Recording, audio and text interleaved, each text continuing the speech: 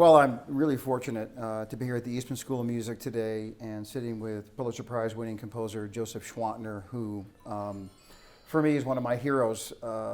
Growing up, just knowing Joe's music as a student at the university level and as a professional, just playing his music for many, many years now and being an admirer of his work. And it's great not only to have time with Joe, but also to be premiering a new work of his, Fast Forward, which was commissioned for the centennial of the Eastman School of Music, and Joe graciously was offered and was interested in writing for percussion. I think actually, as I recall, now this is so Joseph Schwantner.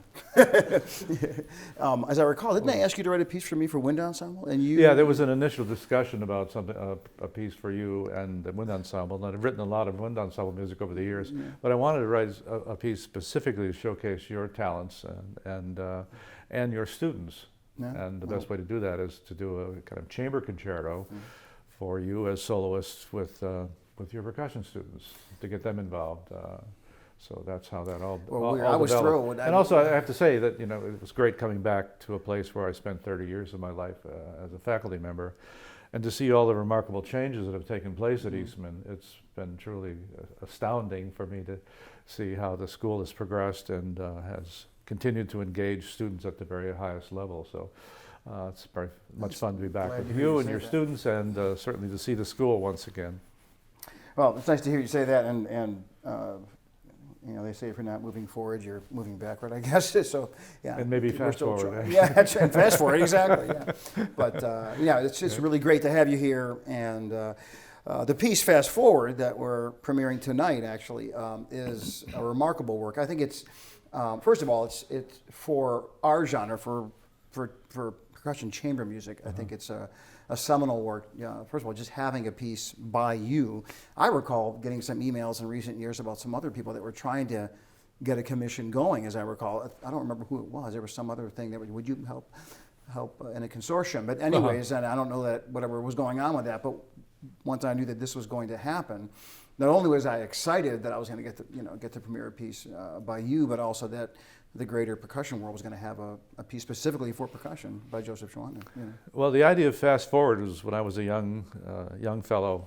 My parents got me my first tape recorder, and those old machines, when you would move the switch, you could actually hear the music at twice or maybe three times the speed. And what was interesting about that was, and I used to listen to recordings that way, you would hear things about the music that you wouldn't if you were listening to it at its original speed. You heard rhythmic patterns, you heard textures, you heard melodic patterns that you wouldn't ordinarily hear. And so that idea of having this kind of realizing there was this kind of multi-dimensional aspect of music that adds to the structure and architecture of the music was something that has always kind of stuck with me.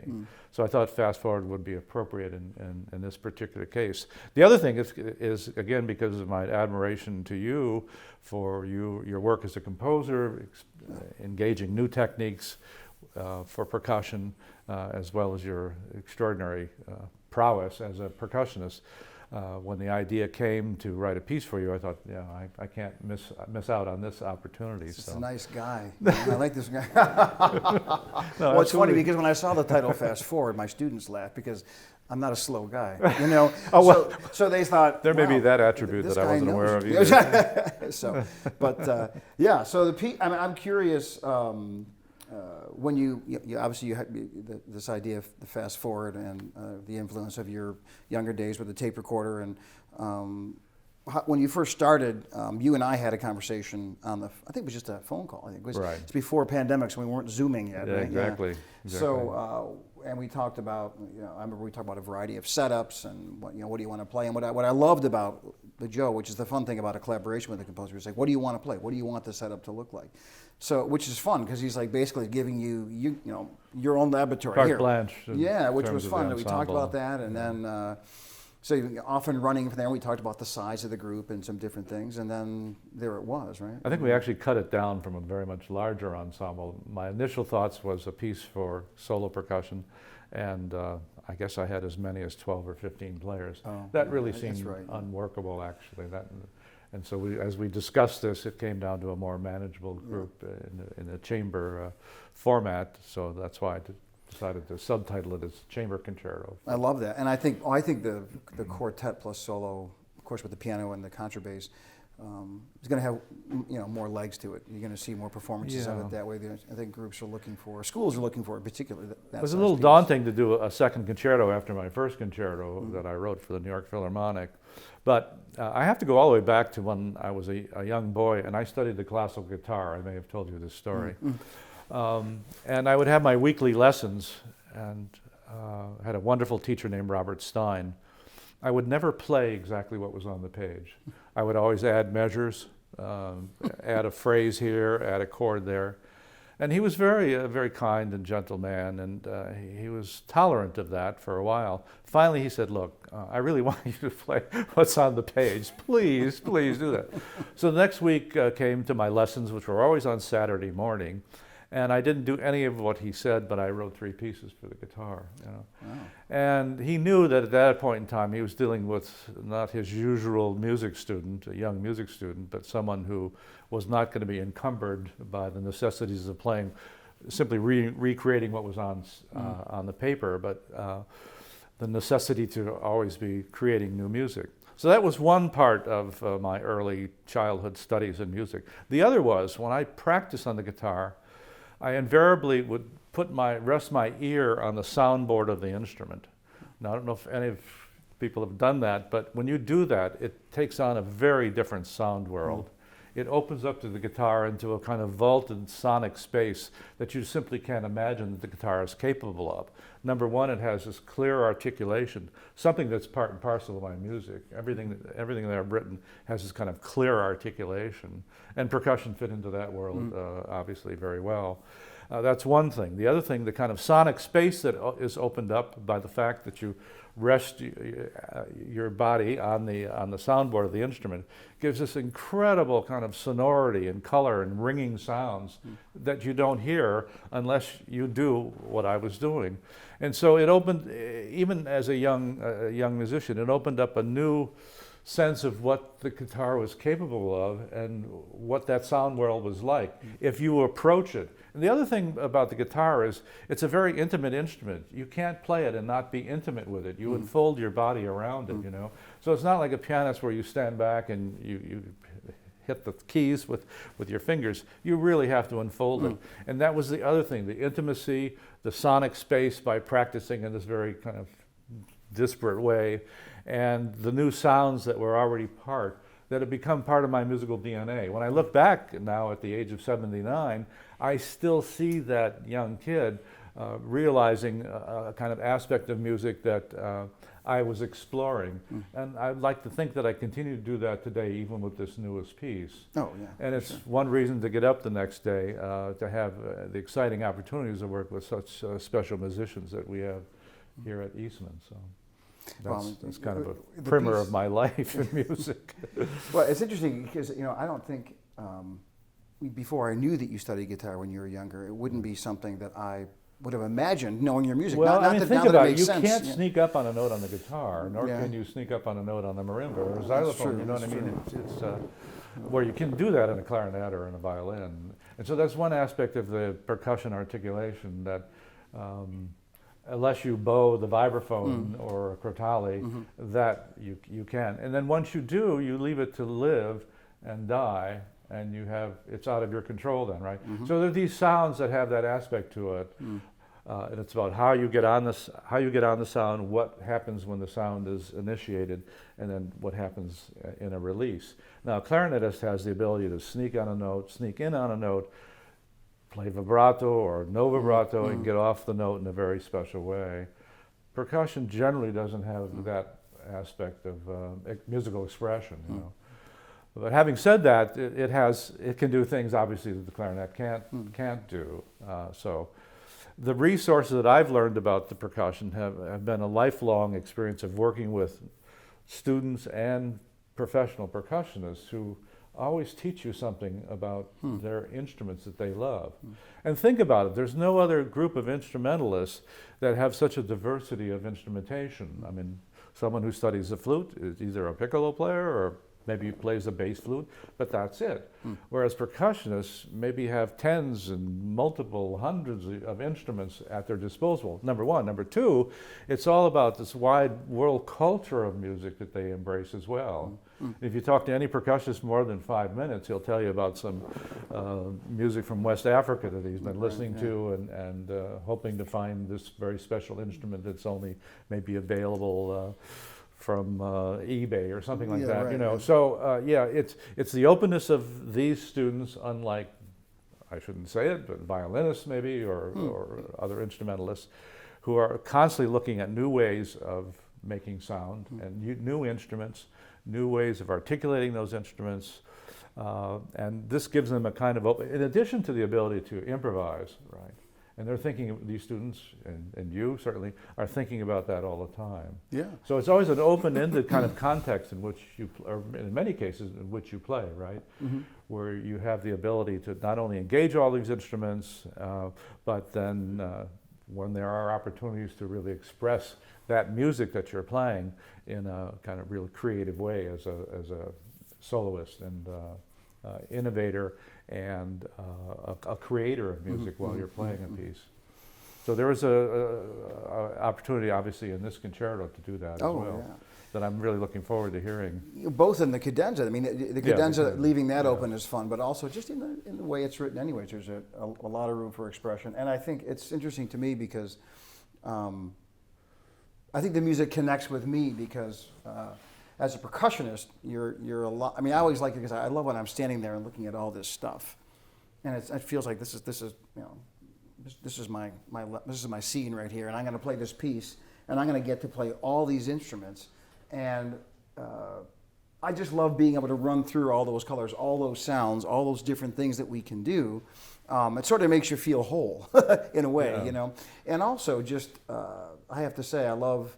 The way you use the membrane instruments, the drums, you know, it's there's always a real power to it, and it kind of, you know, if we're honest, I mean, all of us are drummers. Percussionists generally, we're kind of drummers at heart, and the way you write for us allows us to kind of lean into that sort of, I don't know, seminal instinct that we have, you know, in a way that. Some other composers don't. I mean, you know, there's different people that use percussion in different ways, and that's great too. But something about the fact that it has this subtle expressiveness to it, and then this really profound, very direct expressiveness all at the same time, I think makes it kind of unique in a way. You know? The other thing I think I mentioned to you the other day was I would always hope in any music that I write that at some point in time the musicians that obviously render the music in performance would hope that they would feel that it was worth their efforts. Yeah.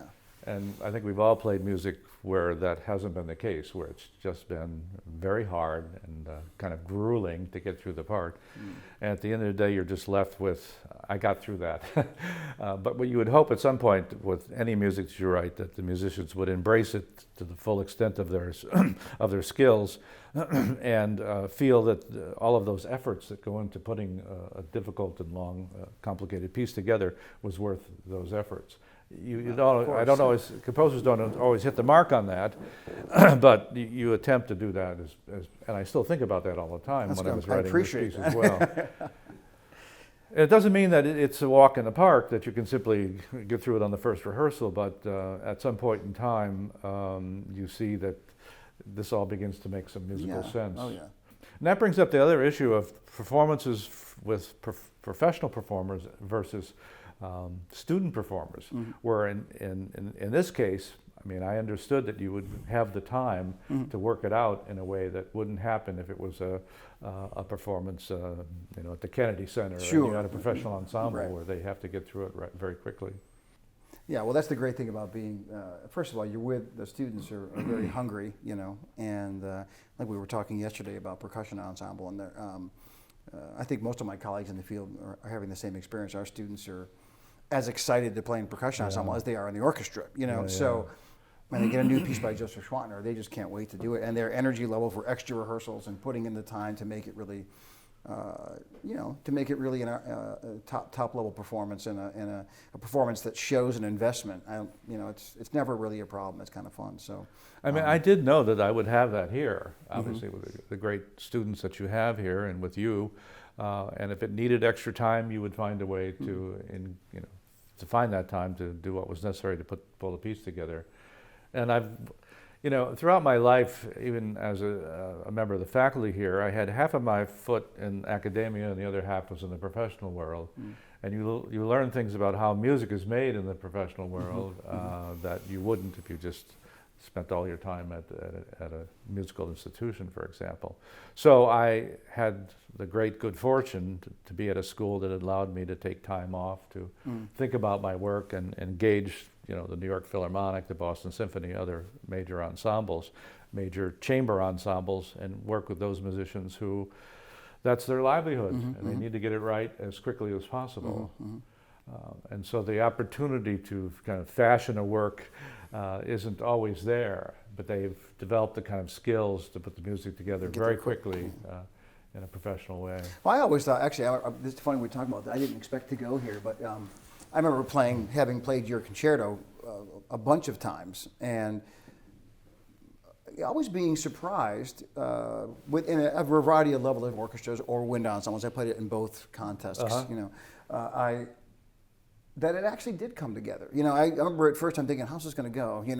And most of the time they got there. Of course, there are different levels of getting there, but and I always thought I would think back about you and think, this guy's pretty smart. He knew how to write this piece so that a lot of complexity, a lot going on, but yet they can put it together in a couple of, because usually it was like 2 rehearsals for an orchestra concert, exactly. Like that. So, and I'm sure again, this with that particular concerto, there's another Eastman connection because it was premiered, commissioned by the New York Philharmonic for its 150th anniversary for their principal percussionist, Christopher Lamb, who was an Eastman graduate, and he was here before your time. Before your time. It's important to mention those things. The Eastman connection. Know that I'm younger than them. No. I'm joking. But then that's a super successful piece. But I mean, the fact that, and maybe that's also a reflection of the fact that orchestras and musicians are getting quicker at being able to put together, pieces that are more complex and more adventurous. They're getting more used to that. It all depends on the music director. I'm sure. It really does. And if the music director's on board, then you have a greater chance of success with your music. Of course. So I'm with this piece. I'm curious about. So when you decided to write the piece for percussion, you wanted to have the piano and the contrabass. Can you talk about those elements of this? A little bit. Yeah. Well. Again, I use piano in composing, and I wanted to be able to have that color and that articulation often in the mix of the percussion. And in the case of this particular piece, both the piano and the contrabass, which adds that kind of expressive element that you get in the strings, I needed to have that sound available. So both of those instruments are included in the ensemble, as well as a kind of typical mix of mallets and drums that you would find at any major musical institution. So that was also important. The other thing is I wanted to, if you notice in this piece, it uses one set of timpani spread amongst 4 players. So there's nothing particularly complicated about finding that instrument in almost any conservatory, but yet you don't hear the timpani used that way, where each drum is treated as a separate instrument. And it's not possible to do what is normally done with a timpanist. So by spreading that out, I thought about that all the time, and that led to specific demarcating kind of rhythmic elements that go throughout the piece. And so the idea of spreading that instrument amongst 4 players was like really important. The other thing was very effective too. 2 major sections where mallets are incorporated. One, ringing sound kind of instruments, and highly articulate instruments like the xylophone, and then mallet, extended mallet section of marimba. And then there's a big drumming section as well of just all of the drums together. so that each of the major kind of percussion groups are featured in the piece. And so there are places where obviously you as a soloist are important in projecting important ideas, and then there are places where you just join the ensemble and you kind of submerge yourself into that. And it's that flux between you as the soloist and then the ensemble as a group where one person isn't more important than another, but the collective comes together. And that was something that I thought about as well when I wrote the piece. And that's part of what's fun about the piece, actually. And then at the end of the day, all of these instruments are instruments that you'd find, again, in most kind of major conservatories or schools of music. So the piece could be done by student instrumentalists, and then you as someone, percussion professor, as a soloist, or a student as a soloist. Good student, absolutely. Could be done in a doctoral recital, for example. Absolutely. Fairly easily. The one thing that's fun about, you talked about the different groups, one thing that's fun, and I don't know that it definitely came from my setup, but I like the idea. It feels to me like I start in front, right? And I start with the drums, and we start with the guitars and kind of introductory ideas, sections, right? And then we move to the section where it becomes the ringing section. But for me, it's fun because I sort of start here, and I work my way around, back over the, and then I end up back where I started, So there's something about that. It's like a journey, in my mind. It's like I go around, and it's kind of fun that way. It's kind of interesting that way. You can really feel the evolution of the piece, really in a physical way too, which I think is kind of fun. Well, not only that, but when the piece starts, we know who's in charge. Right? We know who's in charge. Well, yeah. We'll try, So, but I love the way it says that. It's very affirmative, and it's great. Although I have to say, Joe, you're right. The fastest crotale I've ever played in my whole life. I've never had to play the crotales this fast. I mean, it's just like these will be. If we ever have excerpts for crotales in the orchestral repertoire for auditions, these will be on the list. It's great sound, so it's fantastic sound. So yeah, when you think about the incredible numbers of diverse sounds that are available in percussion, it's kind of astounding. Yeah, and you actually have to stand back and say, look, let's make this a manageable group. Oh, sure. Of you have too much on the menu, too many things you can do. So you don't want everything that you can think of in the kitchen sink to be utilized, but to incorporate them in a way that maybe shapes the musical architecture of the piece, which I tried to do here.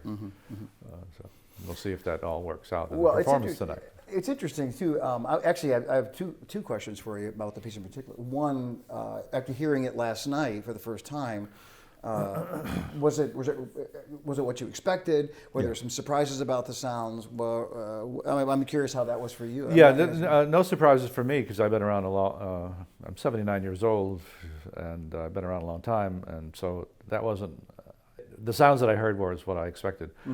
What you always have to be concerned with is when you write a piece that is full of lots of energy, is that it can overwhelm the ensemble and everybody begins to play kind of flat out. They come up to the level. So there's no differentiation between loud, louder, and loudest, or soft, softer, and softest.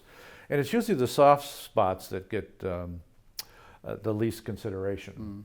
And you kind of have to sit on the musicians to make sure that they're aware of that there are these dynamic differentiations that help define the musical landscape of the piece. Otherwise, it's just all kind of middle and loud music. Yeah, right. And that only can be done if you take enough time to be very much concerned about the dynamics. So I think a lot of my comments yesterday had to do with dynamics. Oh yeah, absolutely. And actually pulling back on the softer sections. Yeah. So that you have like who's in front, who's in the middle, who's in the back, and then this hierarchy of very loud to very, very soft. And it's usually the soft material, especially with percussionists, I have to say, of course, that gets the least consideration or less consideration. I shouldn't say least consideration, but less consideration, especially if the music is highly energized and has a kind of pacing to it that brings out the kind of visceral, physical energy that comes when you are playing lots of fast music. Well, like you said too, that you get what happens is, it may start softer. Sections you may be intentionally, you're thinking you're going to play stuff, but then when everyone's in, you start to play, everyone starts to just rise to the level of what's going, everyone starts to feel more comfortable. Instead of everyone pushing each other to stay here, you just sort of go, okay, and you go there, you know. And especially in a lot of contemporary music where there's maybe one or two bars that's very loud and fast, and then another bar that just kind of hangs in the air very quietly. Yeah. To make that the dynamic adjustment is really can be really quite difficult. And you have to, in rehearsal, just take time to make those differentiations clear and articulate them clearly on the sonic landscape.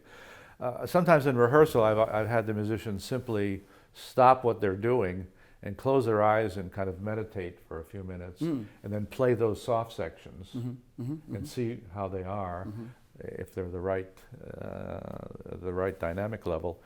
And that energizes the students to understand that, yeah, there is a difference here, and that we've got to be very careful about making those dynamic changes quickly, that you don't often see quite in the same way in romantic music.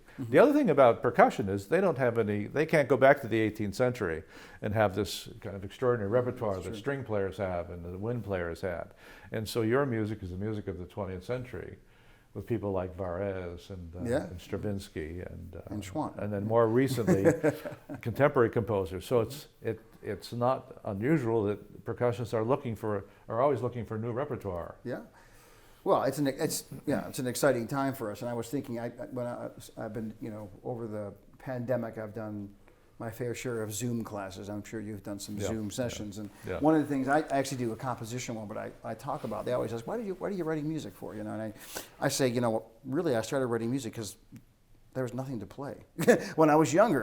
That's interesting. And I show them a list of the repertoire in our field from basically everything up to about 1985 when I left Eastman, and the stuff that happened after that, and showing them how much, in a way, the repertoire is just blown up in the last, 30, 40 years is really quite remarkable, and due to composers like yourself, but there are people like me, and of course Gordon Stout and other percussionists that wrote music because we like to write, but also because we were trying to find things to play. Right.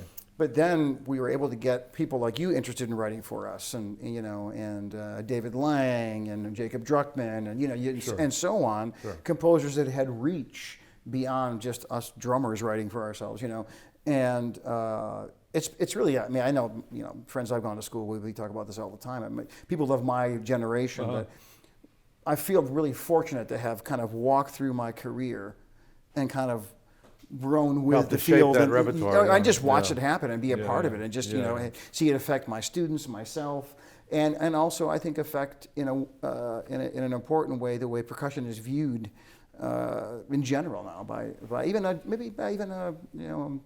typical audience. I think is more accepting of an idea of a percussion soloist. Well, are there any other group of instrumentalists that you find in pop music, in jazz, in concert music, than percussionists? We find them in their respective roles in all of those areas. World cultural music. No other group of instrumentalists can say that they have that kind of crossover ability. That's true. They always say, my thing was, everyone always needs a drummer, so. But yeah, so it's for us.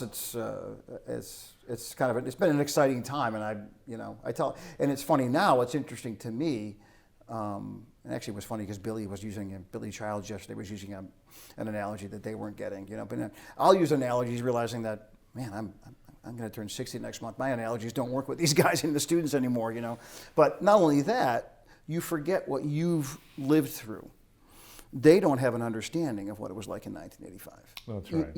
And what you've seen happen in the field, and where really, in some ways, how fortunate they are now at both compositions we have, innovations to the instruments. Because when you were teaching at Eastman, the biggest marimba here was a low A 4.3 octave marimba. It wasn't the same. There was just things that weren't happening yet that had evolved, even technically. I don't think a C instrument existed, did it, to go down to low C? Not when I was here. No, I remember. It probably existed, but in Japan, I remember we had Keiko Abe, that famous. So she came and did a class once, and I remember a JB said, "Hey, the week of," said, "Hey, you're going to play for Keiko on Friday." I said, "Great, thanks for telling me." It's like Tuesday. So she comes in and she has this Yamaha 5.0, and we had these little. You felt so emasculated. You walked up there behind the little musser, and she had this thing, So they existed, but they hadn't made their way into our, sort of classical Have there been any culture major innovations in terms of the instruments during your career? Besides this one you mentioned about the marimba expanding its Well, I think that in the register. tuning of the instruments, like the one I'm playing on tonight, you can actually tune each resonator. Really? Yeah. That I think maybe just more in a mechanical way, like the way the vibes are made and making them quieter, the pedal mechanisms, the touch. Your touch, turn on and off the vibrato, things of that nature. I think every company that makes instruments, whether it be like a keyboard percussion company or like Zildjian cymbals, for example, they're always trying to. I think about, for example, Zildjian in some ways, which is fascinating to me. When we were kids, there were great cymbals, and we had kind of a set of crash cymbals and a couple different kinds of crash cymbals, and some suspended cymbals and drums and stuff. But now there's like effects. Like one of the cymbals I'm using on your piece is this effect cymbal with holes cut in it. We have all these different kind, dark ride. There's like, a ton of different colors that they provide now. They have kind of stretched what they are doing to help, satisfy So their the innovations, percussionist. where does that come from? Does it come from percussionists making recommendations? I would think to so, the company? probably. They have great percussionists that are working with them to help them think about that, and they're talking to the people that they work with that are their endorsers to. You come to them and say, I want something that sounds like this. Okay, let's make that. They make these really cool earth plates that like sound like bell plates and all these different things that when I was a kid in school, you didn't have those things at your disposal to use and experiment with. And, I think after your piece now, the Zildjian's going to have to make some of these long pipes, and start marketing the resonator those. pipes. Yeah, why not? Make them look good, So we'll call them the Burgett resonator model. We'll get a little, no. But so that's kind of fun. It's fun in that way, So, but yeah, I think everything's all Well, it's interesting you mentioned these resonator pipes because that was your recommendation in my score. There are 3 triangles I call for, but I actually much prefer these pipes. I'm going to actually put that in the score. I just got to play them soft enough. Yeah, right. And where did you get that idea? Where did that come up? I actually started with a small set of pipes that I put on a pad on the vibraphone and tried that sound. Really? There are 2 things. One was from trying to get a little more of a clear rhythm from the sound because I had to use that mallet. And there's a spot where I'm playing this in the piece where I have to. I'm playing cymbals and crotales, and then I have to, and actually where I'm also playing vibraphone. So I have 3 vibraphone mallets and 1 harder mallet to play the crotales. And I was using it on the triangles, and it just wasn't getting the color I wanted out of them. When you use metal on metal, it's different, So I tried maybe some pipes, and then I thought, man, these are fine, but maybe some big pipes, maybe something kind of fat and juicy that really kind of sounds a little more. And we're talking about automotive like resonator just pipes. Galvanized, exactly, metal. So, and also it looks, like you even said this, it makes the setup look a little more badass, these big cool pipes looking, hanging there, So, but it's cool. Even one of my students who watched the rehearsal a couple of days ago said, well, that piece looks so cool. I love those pipes hanging there. The other thing about percussionists is to get through, like, for example, this piece with all of the mallets and the consideration of what mallets you use and when you need to make the change and how long it takes to make those changes. Yeah. It would be interesting to know your strategy in working all that out as you define your setup. Yeah. I think I asked you about the setup. Why did you set it up the way you did? Yeah, I think I decided. The many mallets that you have to incorporate to get through the piece. Well, I think I didn't define at all. I didn't suggest. No, of course, which all. I appreciate. Leave it up to us. I think I started this setup trying to, at first, trying to economize the most you can. Can I make it here? Can I make it here? And then you realize, okay, it's not going to work. For example, the 2 sets of crotales. I just couldn't have the crotales only in one place and make it work with the setup. It was too. So I thought, well, it doesn't matter. Let's just have 2 sets. And then, deciding at the beginning sometimes it's a matter of, okay, I'm going to start, I got to play drums, and I got to play crotales. I'm not going to make a switch in between those 2 things too much, and it just gets frenetic. Yeah. The drums are forgiving. I can use a hard plastic mallet on the drums and still get a sound I think that would be satisfying to you and me, and then make the crotales work, and then carrying that sound over, and it still worked. And that's a very individual thing, so another percussionist would have another series of choices then in working the piece out with the various I think so, mallets. but I think they would probably come, I'd like to think, they would come to a similar, decision that says, you know what, I gotta play this and this and this. It'd make a great doctoral dissertation of Yeah. a particular piece, maybe Yeah. Varese or not my music, but some other composer, where you actually go through and discuss those kinds of considerations. Because it's not something that's normally discussed amongst composers and percussionists. I'm sure it's discussed amongst percussionists. Yeah, we talk about it a lot, all the time yeah. about that. But yeah, I think it's worthy of more serious kind of consideration. I mean, in an ideal world, let's say we were doing an audio recording of this piece, and you and I were in the studio, and you said, right here, can we have these mallets? We can edit, so I don't have to worry about having to carry mallets or just. Is that something that becomes fixed then with a particular piece? You've learned it in a certain way with a certain group of mallets or other devices to articulate the sounds. And then it's simply a matter of memory that, well, this is the way I've done this piece. I think there's some of that oral in there, but I think it can evolve. You may decide, I used these last time, I'll try these new ones this time, or I kind of like the weight of these now. So that's open-ended. That whole conversation is open-ended on your part as a player. Yeah. I mean, I come back, I'm sure, And so what contributes to that? Is it the hall? I mean, the hall has a lot to do with it, doesn't it? Whether these sounds are going to project sufficiently. It would be different in a recording where that's not a consideration so much. So you might choose mallets that enhance the ability of the music to be clear in a recorded environment. Right, So right. I mean, I think the a hall. lot of things are involved in. The hall, I mean, to be honest, I don't think the hall only comes into consideration the day of because then you're there. Because it's hard to. I think you have a sense of what it's going to be in the hall, and you're hoping that your speculation is correct, but.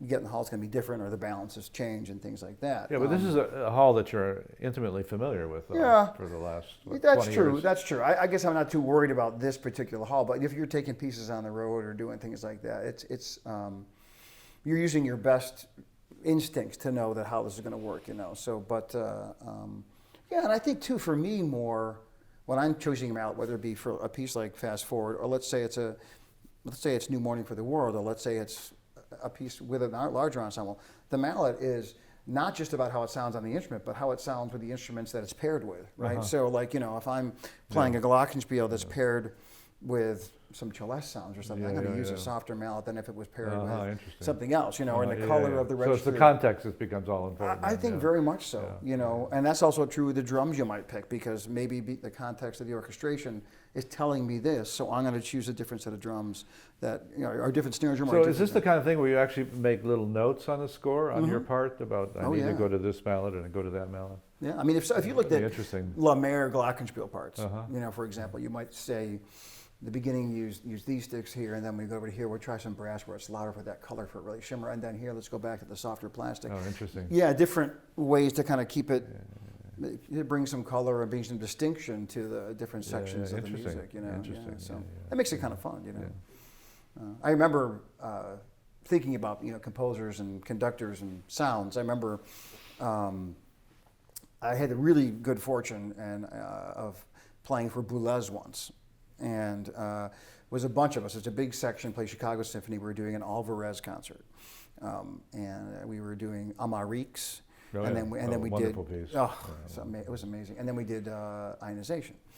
So, what an opportunity. And this is back around 2009, I think, or something, So a bunch of us were there. A bunch of great friends of mine were all together, plus the Chicago Symphony guys, And we're psyched, I remember I was playing castanets on a Marique, and I had bought a new set of castanets for this, and I was like, ready to go.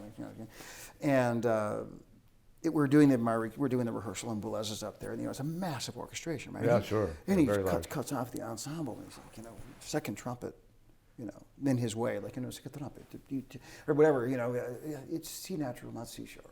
And it was all the sound, and I'm thinking, oh my, okay, so, I'm thinking, you realize, the level of his ears and the level of what he's listening for, it makes you think about every sound you're making on the instruments you're playing and the accuracy, then you get the same thing with mallet choices, you'd like to think that the conductors and the music directors are hearing that, because I've had some people say, can you switch to this and this, and there's always that joke where like a percussionist says, sure, they turn around, like they're going to change, but they don't. They use the same mallet. The conductor says, "Sounds great." Good. So, it's like, of course, I would never do that. Okay, yeah, sure. But I remember working with Boulez, and you realize that that's kind of fun. And when we did ionization, he was very specific about the anvils, the sounds he wanted from. Yeah, right.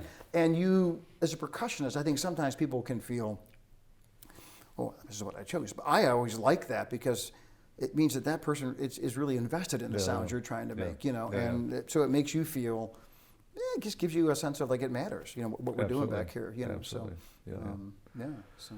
So these are issues you try to impart on your students when you're working with them. I mean, they're great about it. They're very, they'll come to me with, what do you think about this? Just let's go. They'll have more questions than they need to have sometimes about all that stuff, but which is great. I mean, I love that they're thinking that. Sometimes they can get lost in the, what do you call it? Overanalysis paralysis or something. Kind of vibe. Sure. But yeah, and a lot of times. Well, this is where you can do it in an institution like this, where the collegiality amongst the students, as well as the input from you and their input back to you, in many cases, is appreciated, right? I learn more from them than they're ever going to learn from me. There's no question. I mean, it's just the way it is, which is a great thing. So, well, I mean, this has been a great conversation, and look forward to seeing you. I can't tell you. I mean, I've said, I need to say this because it's on tape. It's not tape anymore; it's digital, right? So I keep saying tape. But Joe's been someone who, for me, as a musician, a young musician, a hero. I remember playing. I think I've told him the story, playing the Mountains Rising Nowhere, and the Mountains Rising Nowhere from a Carol Adler poem, right? As I recall. That's right. Yeah. Right. Great title. My first experience with Joe's music, and it was such a profound experience for me. And I actually got to do the piece under Battisti, which was Frank great. Battisti, He's a fantastic musician. And So I think back about being a kid playing that piece and having the chance now to premiere one of your works and getting to work with you like this. It's really an honor, Joe, and I appreciate you taking the leap and jumping in this. Well, delighted to be here and looking forward to the next rehearsal and certainly tonight. We'll have some fun. We will. Thank you, sir. So take care. All right.